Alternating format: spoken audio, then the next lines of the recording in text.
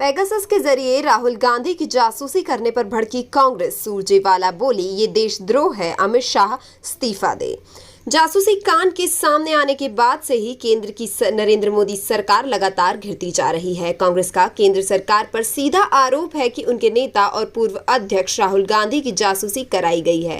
राहुल गांधी की जासूसी की बात सामने आते ही कांग्रेस भड़क गई। कांग्रेस ने इस बहाने जमकर केंद्र सरकार पर हमला बोला है और पीएम मोदी के साथ ही गृह मंत्री अमित शाह को भी लपेटे में लिया है।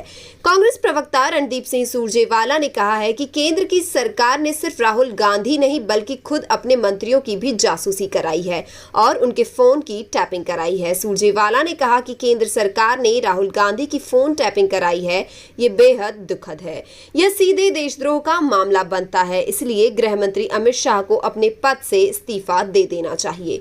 सुरजेवाला ने पीएम पर तंज कसते हुए उन्हें टैपिंग जीवी करार दिया है और कहा है कि टैपिंग जीवी राजनीतिक विरोधियों के साथ साथ अब आप पत्रकार, जज, उद्योगपति, खुद के वरिष्ठ मंत्रियों और आरएसएस तक को नहीं बख्शा।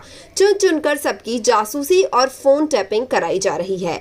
विभिन्न राजनीतिक दल के अलावा कई पत्रकारों ने अपने फोन टैपिंग की बात कही है। खबरों के मुताबिक इस जासूसी कांड में कई मीडिया समूहों के संपादकों की फोन टैपिंग की जा रही थी।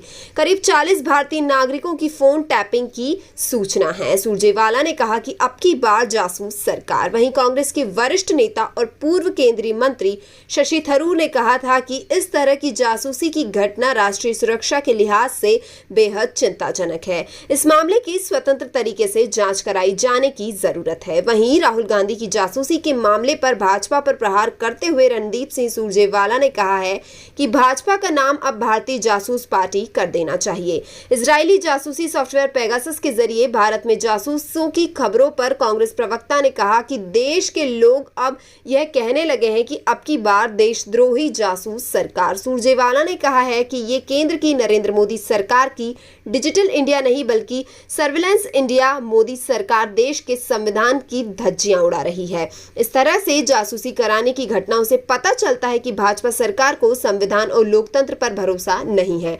ये लोगों के मौलिक अधिकार पर हमला है।